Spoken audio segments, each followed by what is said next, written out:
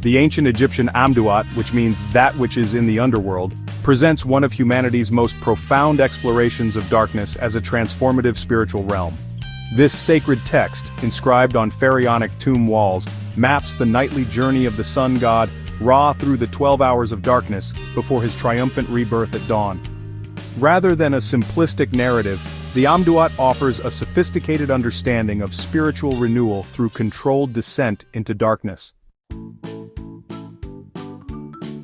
The Amduat divides Ra's journey into 4 major phases, each with distinct spiritual significance. Phase 1, the entry, also known as the West or the deepening of darkness. In the first 3 hours, Ra enters the underworld as twilight falls. Though still powerful, his light gradually diminishes. This represents the preparatory stage of spiritual transformation, the conscious surrender to darkness. The journey begins at dusk, when Ra enters the first hour, where he encounters ancestral spirits, who rejoice at his presence. By the 3rd hour, fragmentation increases, as Ra nears the threshold beyond which no return to the previous order is possible. Phase 2. The Sanctum, also known as the South or the Midnight Mystery. The 4th through 6th hours represent the heart of the transformative process, occurring in the deepest darkness. The 4th hour brings an abrupt scene change. Ra enters Rosatau, the sacred desert land of Sokar, a form of Osiris.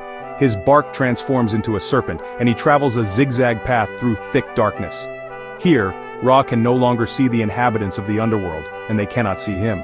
This sensory deprivation symbolizes the essential isolation required for deep transformation.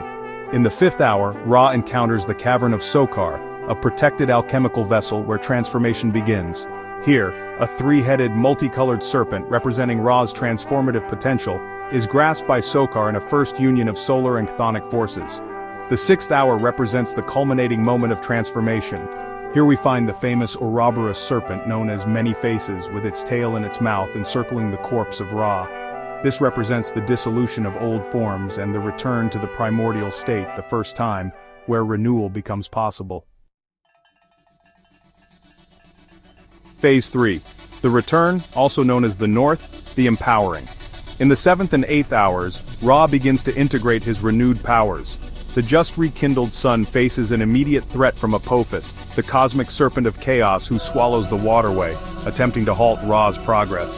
This represents the vulnerability of newfound insight and the resistance that often follows breakthrough. Phase 4. The Return, also known as the East, the Rejuvenation.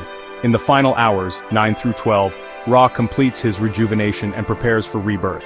His powers fully return, his eyes are healed, and finally in the 12th hour, he emerges from the world-encircler serpent as Khepri, the Scarab of Dawn. The Neuroscience of Sacred Darkness. Modern neuroscience offers intriguing parallels to the Amduat's understanding of darkness as transformative. In darkness, the brain shifts from serotonin production associated with normal waking consciousness to melatonin, which converts to pinoline involved in dreaming and altered states. This eventually stimulates DMT or dimethyltryptamine production, allowing access to visionary states. The triune brain model provides another framework. Prolonged darkness may reduce neocortical dominance, allowing greater access to the mammalian brain, emotional and relational, and the reptilian brain, instinctual and survival-oriented. These neurological shifts enable stillness of the mind, increased intuition and creativity, lucid levels of consciousness, dissolution of boundaries between waking and dreaming, rejuvenation of energy and movement past self-limitations. Psychological dimensions. From a Jungian perspective, the Amduat can be understood as depicting the process of individuation, the journey towards psychological wholeness. Re's encounter with Osiris represents the integration of the shadow, the repressed aspects of the self. The various feminine deities encountered represent engagement with the anima, the feminine aspect within. The final emergence as the reborn sun represents connection with the self, the archetype of wholeness.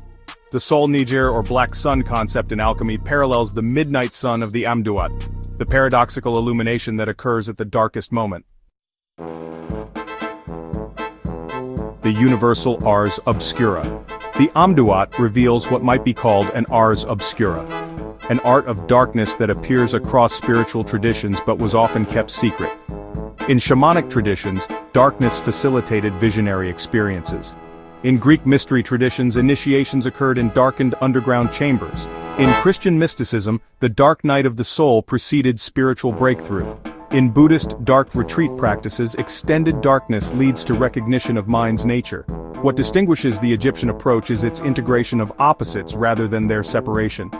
Unlike later Greek thought that associated light exclusively with good and darkness with evil, the Egyptian model saw both as necessary components of a complete cycle of regeneration. In the Amduat, darkness isn't evil but rather the necessary environment for transformation. Just as a seed requires the darkness of soil before it can sprout toward the light. The culminating wisdom of the Amduat lies in its recognition that true regeneration requires both a descent into darkness and a return to light, an eternal cycle where neither state alone is sufficient, but together they create the possibility of continual renewal. To learn more, visit soulhealingtribe.com/dream-program.